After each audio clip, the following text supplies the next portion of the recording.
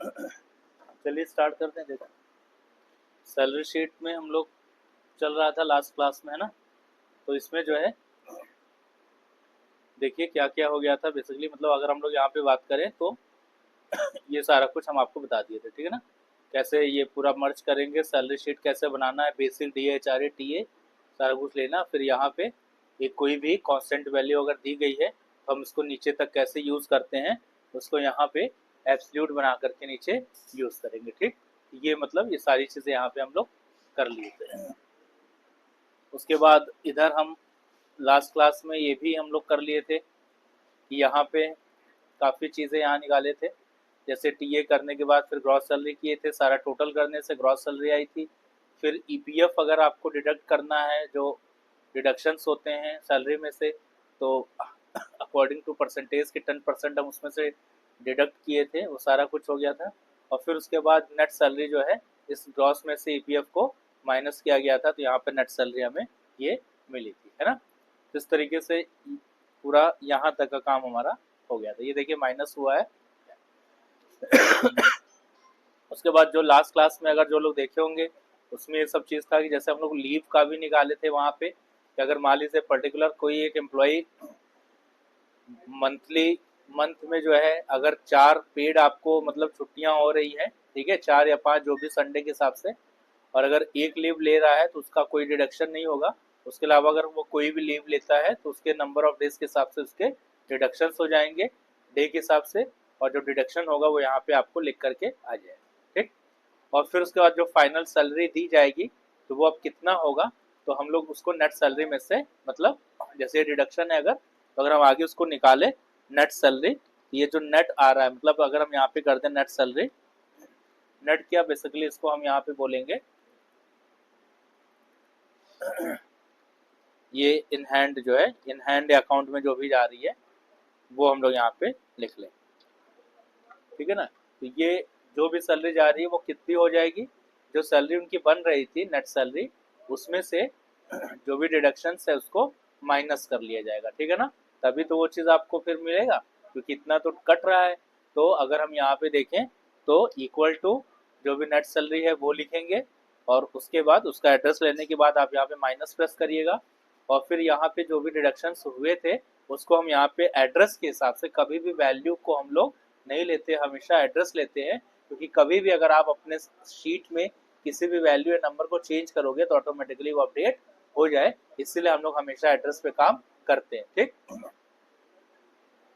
इतना करने के बाद एंटर प्रेस करेंगे तो आप देखेंगे कि यहाँ पे जो इसकी नेट अमाउंट था वो 25,200 था, वो यहाँ पे 23,200 हो चुका है। उसको यहाँ से ड्रैग कर देंगे, पूरा कंप्लीट यहाँ पे आ जाएगा, ठीक है। तो इस तरीके से यहाँ पे करेंगे। और जैसे लीव इसकी जो है, जैसे 4 लीव थी तो 4 में से एक का पैसा तो इसको नहीं कटा है, कितने का पैसा, एक का पैसा इसका कितना है 667, 667, तो तीन तीन लीव का पैसा इसका यहाँ पे डिडक्ट हुआ है, ठीक। अगर सपोज करिए कि हम यहाँ पे एक ही कर दे रहे हैं, देखिए फार्मूला हमारा अपडेट हो गया और डिडक्शन इसका कुछ भी नहीं हुआ है ना, डिडक्शन इसका कुछ भी नहीं हुआ है, ठीक है ना। तो उस केस में हम यहाँ पे डिडक्शन में क्या लिख देंगे, 0 लिख सकते हैं। यानी कि कब लिख देंगे, जैसे हम यहाँ पे जब फार्मूला चलाए थे तो अभी आप देख रहे हैं कि वहाँ पे स्पेस होने की वजह से यहाँ पे एक वैल्यू जनरेट हो गया है, वैल्यू नाम का एक error this will be generated, कि वहाँ पे एरर आ रहा है क्योंकि वहाँ पे वैल्यूज को मिल नहीं रही है। तो हम इस केस में यहाँ पे क्या प्रिंट कर सकते हैं, एक उस केस में क्या प्रिंट कर सकते हैं, 0 प्रिंट कर सकते हैं, है ना। तो हम यहाँ पे एक 0 की वैल्यू वहाँ पे बस सिंपली आप चाहे तो उसको प्रिंट कर सकते हैं, और जैसे ही 0 प्रिंट करेंगे तो वो आपका रिजल्ट वहाँ पे अपडेट हो जाएगा। समझ में आ रही बात। तो इस तरीके से हम यहाँ पे कर सकते हैं। अब यहाँ पे अगर 2 होगा तो उसके 2 के हिसाब से जो रिडक्शन हुआ है वो इतना आ रहा है, और प्लस उतना वो उसका माइनस कर देगा, ठीक। तो इतना सब कुछ हम लोग देख लिए थे। फिर अगर मान लीजिए जैसे सपोज करिए कि हमारा अभी ये मंथ चल रहा था जनवरी का, उसके बाद फिर यहाँ पे आया कि अभी जैसे कि मान के चलिए मार्च का मंथ आ गया, ठीक है ना। तो मार्च में जो है कुछ फेस्टिवल पड़ा, तो अलग अलग फेस्टिवल में अगर उनको कुछ बोनस वोनस देना होता है तमाम एम्प्लॉयज़ को, है ना, या अप्रैल से नया नया वो सेशन स्टार्ट हो जाता है, तो उनको नया नया सेशन स्टार्ट करते हैं तो कुछ इंक्रीज करते हैं सैलरी, इंक्रीमेंट लगता है सैलरी में, है ना। मतलब तमाम अलग अलग टाइप की चीज़ें होती हैं, है ना। मतलब आप ये नहीं सोचेंगे जब सैलरी शीट बना रहे हैं तो बस थोड़ा सा हो गया और काम हो गया। सैलरी शीट बनाना यानी कि इसको पूरा हैंडल करने के लिए जो है हर एक ऑर्गेनाइजेशन में एक पेरोल डिपार्टमेंट होता है ना, जो एम्प्लॉय के पूरे अकाउंट्स को मैनेज करता है। आजकल तो सॉफ्टवेयर आ गए टैली नाम का, उस पर भी मैनेज किया जाता है, लेकिन ये शीट वुड बनाने के लिए बेसिकली मतलब मैनुअल बनाने के लिए एक्सेल का ही हेल्प लिया जाता है ना। हम लोग हालांकि कैलसी पे कर रहे हैं, लेकिन स्प्रेडशीट आप एक्सेल पे भी करोगे तो सेम यही फार्मूला, सेम यही फंक्शन वहां पे भी जाएगा, ठीक है ना। स्प्रेडशीट और कैलसी में यही सबसे बड़ी चीज है कि इनमें दोनों में कोई डिफरेंस नहीं। क्यों? क्योंकि यहाँ पे मैनुअली हम लोग कोई चीज नहीं कर रहे हैं, सारा कुछ जो है फंक्शन के अकॉर्डिंग कर रहे हैं, फार्मूला के थ्रू कर रहे हैं। तो जो आप यहाँ पे बनाओगे सेम वहां पे भी बनाओगे तो चलता है, ठीक है ना। ऐसा नहीं कि वहां पे मेन्यू दूसरा, जैसे राइटर और वर्ड में थोड़ा सा डिफरेंस है कि राइटर में मेन्यूज कुछ और है वहां पे, लेकिन ऑप्शन ऑलमोस्ट लगभग सेम है। लेकिन यहाँ पे आप मान के चलिए 99% चीजें आपको एक्स में और एक्सेल में सेम मिलती है, ठीक है ना। तो ये चीज है, तो बस कोर्स के हिसाब से हम ये बता रहे हैं, वैसे आप उस पर भी करोगे तो आपका काम सही है। तो जैसे मान लीजिए जब कोई बोनस वोनस अगर हमें प्रोवाइड करना है किसी मंथ में, तो यहाँ पे बोनस देने के लिए हम लोग यहाँ पे लिख लेंगे पहले किस मंथ में बोनस है। तो यहाँ पे आपको देना है, सपोज करिए मान लीजिए या इंक्रीज करना सैलरी, मतलब कुछ भी करना है, तो हमें जो है कुछ यहाँ पे मतलब एक क्राइटेरिया दिया हुआ है, कुछ क्राइटेरिया दिया हुआ है कि मान लीजिए कि जैसे जो भी एम्प्लॉयज हैं उनकी सैलरी इंक्रीज होनी है, लेकिन बेसिक को चेक करके करनी है। तो बेसिक अगर हम लोग यहाँ पे ले, तो लाइक ये बेसिक है, हमको बेसिक को चेक करना है कि जिसकी सैलरी मतलब जिसका बेसिक 15,000 से ज्यादा है, जिसका बेसिक 15,000 से ज्यादा है, उसकी सैलरी जो है कम से कम 15% इंक्रीज कर जाए, मतलब उसके सैलरी में 15% का इंक्रीमेंट मिल जाए उसको। समझ में आई बात? और जिसकी सैलरी 15% से ज्यादा नहीं है, उसकी सैलरी में 10% का इंक्रीमेंट मिल जाए। समझ आई बात? मतलब जिसकी बेसिक 15,000 से ज्यादा है, उसकी सैलरी में 15% का इंक्रीमेंट लग जाए, और जिसकी सैलरी 15,000 से कम है, लेस है, उसकी बेसिक सैलरी जिसकी भी, तो उसका जो सैलरी है उसमें क्या हो जाए, उसकी बेसिक कितने से बढ़ा दी जाए, 10% से बढ़ा। समझ आई बात? तो कैसे होगा फिर? मगर मगर अगर मान लीजिए हमको इसमें एक नया अपडेट करना है 1 साल बाद, जैसे 1 साल तक ये सैलरी का स्ट्रक्चर चला, 1 साल तक पूरा चला, ठीक है ना, ठीक है ना। अब 1 साल बाद जब नया सेशन स्टार्ट हुआ मार्च या अप्रैल से, तो अब हमको एक नया स्ट्रक्चर यहाँ पे देना है उस एम्प्लॉय का। तो मान लीजिए हमको एक नई बेसिक यहाँ पे बनानी है, तो हम यहाँ पे नया बेसिक बनाएंगे। तो कैसे बनाएंगे? या तो हम इस पहले बेसिक को यहाँ पे लिख लेंगे भाई ये बेसिक है, या उसके आगे करें तो हम इधर कर ले रहे हैं ताकि आपको दिख जाए। तो हम यहाँ पे हमने किया, और यहाँ पे जो हमको बेसिक अब जनरेट करनी है वो इनकी पुरानी बेसिक से कंपेयर करके करना है। तो पुरानी बेसिक ये थी, अब हमको न्यू बेसिक जो है, जो इनका इंक्रीमेंट लगेगा वो कितना लगेगा, वो हमें यहाँ पे निकालना है। निकाला जाए? चलिए फॉर्मूला बताइए। इंक्रीमेंट में हमने आपको बताया है, अगर बेसिक सैलरी 15,000 से ज्यादा है तो 15% का इंक्रीमेंट लगेगा, अगर बेसिक सैलरी 15,000 से कम है तो 10% का इंक्रीमेंट लगेगा। इंक्रीमेंट यहाँ निकाला जाए। चलिए क्या लिखेंगे, इक्वल टू, ठीक है ना। और इस तरीके की कंडीशंस वाली चीजें हैं, तो हम लोग यहाँ पे किस टाइप का फॉर्मूला फंक्शन यूज करेंगे, इफ का यूज करेंगे, एक लॉजिकल फंक्शन का यूज करेंगे। यानी कि जब आपके पास टेस्टिंग वाली बात आ रही है, किसको टेस्ट करिए, कंडीशन चेक करिए, then this will be print or not, तो उसके लिए हमेशा तुरंत दिमाग में सोचिए कि हमको क्या वहां पे यूज करना है, इफ का यूज करना है, ठीक ना। इफ भी कई अलग अलग तरीकों में यूज किया जाता है ना, मतलब कई फंक्शंस के साथ भी है, लेकिन अभी यहाँ पे आप यहाँ पे देखिए कैसे इसको, तो यहाँ पे लिखेंगे इफ, ब्रैकेट लगा लीजिएगा, कंडीशन क्या है बताइए। तो यहाँ पे कंडीशन यही है कि अगर हम एक को चेक कर लेंगे, है ना, सबको अलग अलग चेक नहीं करेंगे। मान लीजिए आपके पास 100 एम्प्लॉय हैं, 100 एम्प्लॉय हैं, पूरा ऑर्गेनाइजेशन में वर्क कर रहे हैं, तो आप सबके लिए अलग अलग बना रहे हो, तो एक का डेटा उठाइए और उसके साथ उसको चेक करिए कि अगर उसका जो भी बेसिक है वो ग्रेटर है या इक्वल है 15,000 से। ये अगर किसी का भी बेसिक 15,000 या उससे ज्यादा है, तो उसको क्या मिल जाए, उसका जो है उसको इंक्रीमेंट मिल जाए 15% का, तो क्या लिखा जाए बताइए, फॉर्मूला बताइए। कंडीशन हमने दे दी, अब इसमें आपको दो चीजें लिखनी है, एक यहाँ पे लिखना है वैल्यू, देन वैल्यू, और एक otherwise value. If this will be true then what will be the here statement. क्या लिखेंगे यहाँ पे?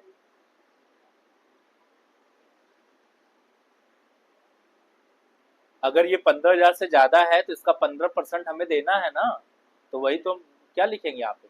अगर ये दिस इज ग्रेटर देन 15,000, तो ये जो है ये इसी का हम आपको बताए थे परसेंटेज वैल्यू निकालना, याद है डे वन पे, कि कैसे कोई अमाउंट दिया है और इसका इतने परसेंट निकालना है, तो कैसे निकालते हैं, वही का तो यहाँ पे यूज हो रहा है कि इसका हमें 15% निकालना है, तो इतना इंटू 15%, और परसेंट का साइन भी लगाइएगा।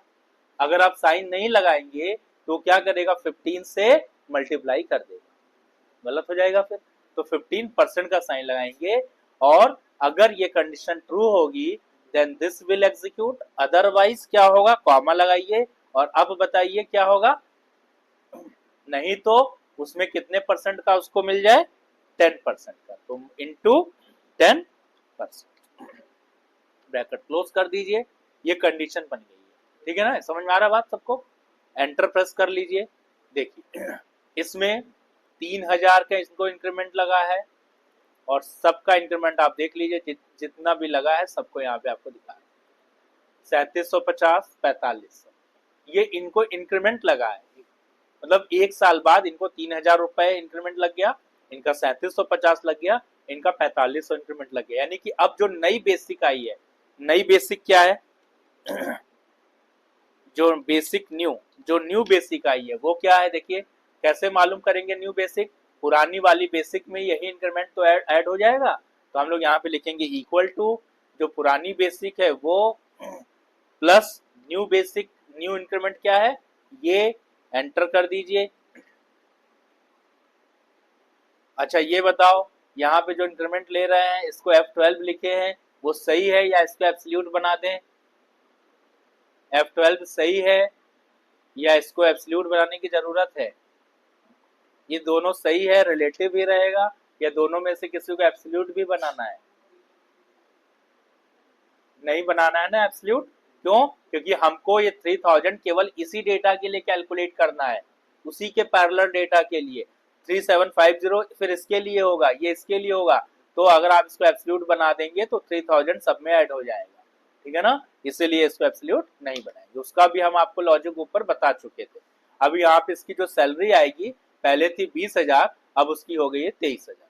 बाकी ड्रैग कर लीजिएगा यहाँ से, पूरा ये जब सारा ये अब नई बेसिक आ गई, यानी कि जो भी एम्प्लॉय अभी तक काम कर रहे थे, एक साल बाद अब उनकी बेसिक ये नई आ गई। अब जो भी उनको अलाउंसेस मिलेगा, या जो भी कुछ उनका अलाउंसेस या डिडक्शन, मतलब आगे जो भी चीजें मिलेंगी, वो इस पे नहीं मिल करके किस पे मिलेगा, इस पे मिलेगा। समझ में आई बात? इस तरीके से सैलरी के स्ट्रक्चर्स जो है हर साल पे अपडेट होते रहते हैं, तभी तो सैलरी बढ़ती रहती है लोगों की। ठीक है ना, तो और जो सैलरी अपडेट होता है वो बेसिक से अपडेट होता है, सारा कुछ बेसिक से ही। देखिए हम डीए निकाले थे वो भी बेसिक से निकाले थे, एचआरए निकाले थे वो भी बेसिक से। भाई ग्रॉस सैलरी या नेट पे आप कोई चीज कैलकुलेट नहीं करोगे, या अकाउंट में आ रही है या इन हैंड मिल रहा है, ऑफलाइन मिल रहा है, चेक मिल रहा है, कैश मिल रहा है, डजंट मैटर कि हम उस पर कोई चीज कैलकुलेट करेंगे। वो सारा डेटा कैलकुलेट किसके थ्रू होता है, बेसिक के थ्रू होता है। ठीक, तो समझ में आ गया कैसे करना है। तो ऐसे हम लोग कोई भी इंक्रीमेंट देना हो या कोई भी बोनस कभी भी देना हो, तो आप इस तरीके से इस फार्मूला को लिख सकते हैं आराम से, और इसको अपना चला सकते हैं। तो देखिए इफ फार्मूला ही हम लोग कई बार यूज किए हैं, लेकिन सब में अलग अलग क्राइटेरिया या कंडीशंस था। कुछ में कुछ करके प्रिंट कराना था, कुछ में कुछ करके कैलकुलेट कराना है, तो थोड़ा सा बस उसको आपको ध्यान देना होता है कि कहाँ क्या चीज हमें करना होता है। इसको नोट कर लीजिए।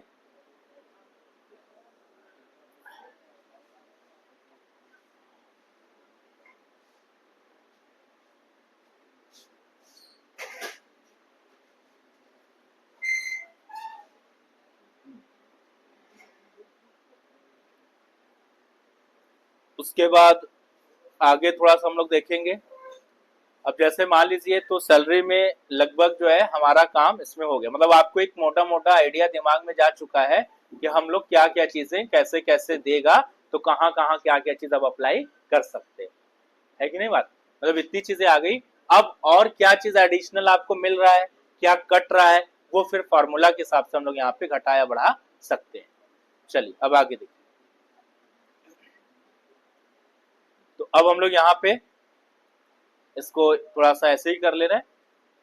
ये देखिए पूरा ये जो हेडिंग है, हम इस हेडिंग को यहाँ तक सेलेक्ट कर ले रहे हैं। आप पूरा ले लीजिए या फिर यहाँ तक, तो हम नेट सैलरी तक इसको सेलेक्ट कर ले रहे हैं। सेलेक्ट करने के बाद जो है आप यहाँ पे जाओगे डेटा में, आपको यहाँ पे देखिए मिल जाता है फिल्टर, ऑटो फिल्टर का है। ऑटो फिल्टर लगाने के लिए जो शॉर्टकट दिया है वो दिया है control plus shift plus L दिया है, ठीक। तो कंट्रोल शिफ्ट एल दिया है, आप यहाँ से कर लो, या फिर उसका एक शॉर्टकट टूल बार पे दिया हुआ है, स्टैंडर्ड टूल बार पे आप क्लिक करोगे तो वहां से एक फिल्टर लग जाएगा। जैसे ही फिल्टर लग जाएगा, अब मान लीजिए हमारे पास स्ट्रक्चर बन चुका है, अब हमको डेटा को इसमें से एक्सेस करना है। तो डेटा एक्सेस करने के लिए आपके पास पूरा पूरा डेटा तो पड़ा ही होता है, थोड़ा सा अगर अपने हिसाब से अगर मैनुअली एक्सेस करना है तो हम यहाँ पे एक साधारण सा फिल्टर लगा लेंगे, जो हमारा एकदम बेसिक फिल्टर है, नॉर्मल फिल्टर है, ठीक। इसमें जो है जब जहां जहां आप पूरा लगाएंगे सेलेक्ट करके उतने पे आया, इधर देखिए फिल्टर नहीं आया है, ठीक। उसके बाद जो है अब हमको मान लीजिए इसमें से कहा जाए कि हमको जो है एम्प्लॉय का रिकॉर्ड चेक करना है, तो हम एम्प्लॉय वाले फिल्टर पे जाएंगे। यहाँ पे देखिए आपको नीचे फिल्टर मिलेगा, ठीक। अभी जो फिल्टर मिलेगा उस फिल्टर में देखिएगा, इसमें अभी कुछ चीजें हैं बताते हैं ऊपर। जैसे यहाँ पे अनु कुमार है, आरके है, एस शंकर, ये तीन चीज लिखा हुआ है। मान लीजिए इसमें हमें ये ऑल को हटा दें, जैसे कुछ स्पेसिफिक आपको नाम दिया गया है कि आप उन लोगों का डेटा हमें डिस्प्ले कराइए, तो अनु कुमार का डेटा और एस शंकर का डेटा डिस्प्ले कराना। तो हम इन दोनों को सेलेक्ट करेंगे, तो जैसे इन दोनों को सेलेक्ट करेंगे आप देखेंगे कि अनु कुमार और एस शंकर का जो डेटा है वो डिस्प्ले हो जाए, ठीक है ना। तो फिल्टर मतलब कि अपने हिसाब से वो क्राइटेरिया को सेट कर देगा। करने के बाद अब मान लीजिए अगर हमको इसमें ऑल थिंग्स खुद से चाहिए था, तो आप इस पर क्लिक कर लीजिएगा, ओके कर दीजिएगा, वो सारा कुछ आ जाएगा। दूसरा फिल्टर लगाते हैं, मान लीजिए हम यहाँ पे जाते हैं बेसिक में, ठीक है, या नेट सैलरी पे जा रहे हैं, और नेट सैलरी से हम चेक करेंगे कि मान लीजिए कि हमको ये देखने हैं, आप एक ऑप्शन दे रहा है फिल्टर बाय कंडीशन, ठीक। फिल्टर बाय कंडीशन में जब जाएंगे तो यहाँ पे आप देखेंगे कि यहाँ पे तमाम दिया, जैसे एम्प्टी, नॉट एम्प्टी। अगर मान लीजिए 10 से ज्यादा रिकॉर्ड है तो जो टॉप 10 वाले होंगे उनको आ जाएगा, बॉटम 10 है वो आ जाएगा। एक इसमें स्टैंडर्ड फिल्टर दिया, हम इस पे क्लिक कर रहे हैं। यहाँ पे जाने के बाद ध्यान से देखिएगा क्या कर रहे हैं कि अगर हम लोग यहाँ पे गए, अब हमको नेट सैलरी हमको यहाँ पे चेक करना, हम इस पे इसके फिल्टर पे गए थे तो इसका ही फिल्टर यहाँ पे सेलेक्ट होकर के आया हुआ है। तो नेट सैलरी आपको चेक करना है, हमको ये देखना है कि हमारे इसमें प्लेस पे या जो भी एम्प्लॉइज काम कर रहे हैं उसमें से मतलब 25,000 से ज्यादा या 30,000 से ज्यादा कितने एम्प्लॉय पा रहे हैं, ठीक है ना, मतलब जिनकी अर्निंग 30,000 प्लस है, ऐसे कौन कौन से एम्प्लॉय हैं उनकी लिस्ट हमें प्रिंट करानी है, ठीक है ना। तो हम यहाँ पे क्या करेंगे, एक फिल्टर लगाएंगे नेट सैलरी का, और यहाँ पे कंडीशन देंगे कि इज ग्रेटर देन, तो ग्रेटर देन का साइन ले लीजिएगा। 30,000 से ज्यादा लेना था, यहाँ पे वैल्यू जाकर के आप टाइप कर दीजिएगा। हम यहाँ पे 30,000 टाइप कर, ये कितना हो गया, 3,000 हो गया, एक जीरो और बढ़ा लीजिएगा, 30,000 हो जाएगा, ओके कर लीजिएगा। तो आप देखेंगे 30,000 से ज्यादा वाले जो भी एम्प्लॉय थे उनका रिकॉर्ड हमारे पास आ जाएगा, एज वेल एज अगर और भी रिकॉर्ड्स होंगे वो भी यहाँ पे डिस्प्ले कर देंगे।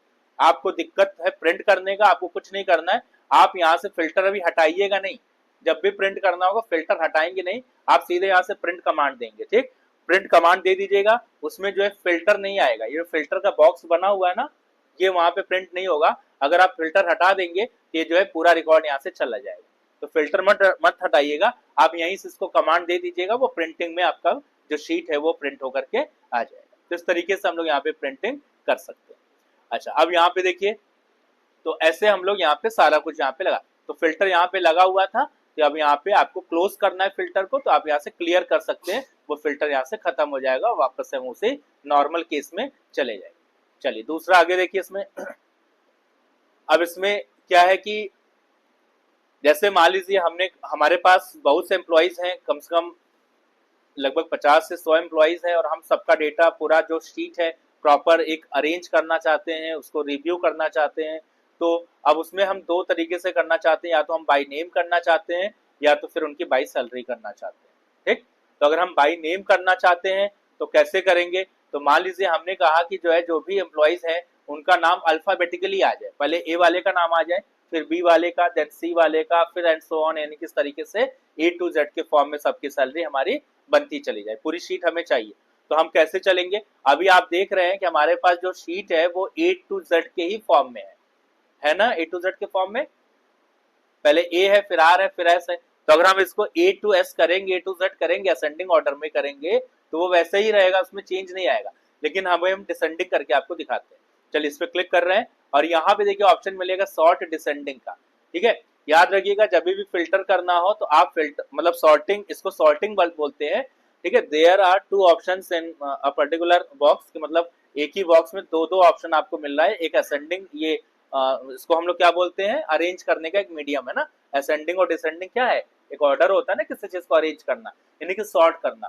तो आप यहाँ से सॉर्टिंग भी कर रहे हो और साथ में यहाँ पे क्या कर रहे हो, फिल्टर भी कर रहे हो, दोनों चीज आपको मिल रही है किसमें, फिल्टर वाले बॉक्स के अंदर, ठीक। अगर आप सॉर्टिंग अलग से करना चाहोगे तो यहाँ पे भी देखिए सॉर्टिंग बना हुआ है, ये सॉर्टिंग का यहाँ पे ऑप्शन बना हुआ है, लेकिन गलत होने के चांसेस कभी कभी यहाँ से हो सकते हैं, अगर आप प्रॉपर नहीं करें तो यहाँ से गलत ना हो, इसीलिए सबसे अच्छा वे क्या है कि हम लोग फिल्टर पे जाएं और वहीं से सॉर्टिंग भी करें। तो अगर अभी हम सॉर्टिंग करेंगे, मान लीजिए हमको यहाँ पे डिसेंडिंग ऑर्डर में करना है, तो हम इस पे क्लिक कर देंगे, आप देखेंगे सारा हमारा डेटा सॉर्ट होकर के पूरा चला है, हो गया सॉर्ट, ठीक। पहले सेट टू ए के फॉर्म में हमने लिया है, वो चीज यहाँ पे आ गया। इस तरीके से आप इसको कर सकते हैं, कंट्रोल जेड करेंगे और अब हम बोलेंगे कि हमको जो है फिर से डेटा सॉर्ट करना है, तो हम नेट सैलरी पे जाएंगे और नेट सैलरी पे सॉर्ट करना है कैसे, हमको सबसे पहले मैक्सिमम वाली सैलरी रखनी है, फिर उससे कम रखनी है, फिर उससे कम रखनी है, इस तरीके से रखनी है। तो हम यहाँ पे कौन सा ऑर्डर सेट करेंगे, ज्यादा से कम की ओर ले चलना है, तो क्या लेंगे, डिसेंडिंग ऑर्डर। असेंडिंग में क्या होता है, कम से ज्यादा की ओर, डिसेंडिंग में क्या होता है, ज्यादा से कम की ओर। तो हम लोग यहाँ पे डिसेंडिंग सेट कर देंगे। अगर आपको जिसमें बोला जाए आप उसी वाले फिल्टर पे क्लिक करिए, तो हमको यहाँ पे नेट पे बोला जा रहा है तो हम नेट पे जाकर के इसको क्लिक करेंगे। यहाँ पे जैसे डिसेंडिंग पे क्लिक करेंगे आप देखेंगे कि उसके साथ साथ ये पूरा जो है यहाँ पे चेंज हो जाएगा, ठीक है। तो इसको नोट करिए, बस कर रहे हैं इतना और फिर अभी सेकंड पर पढ़ाते हैं इसको।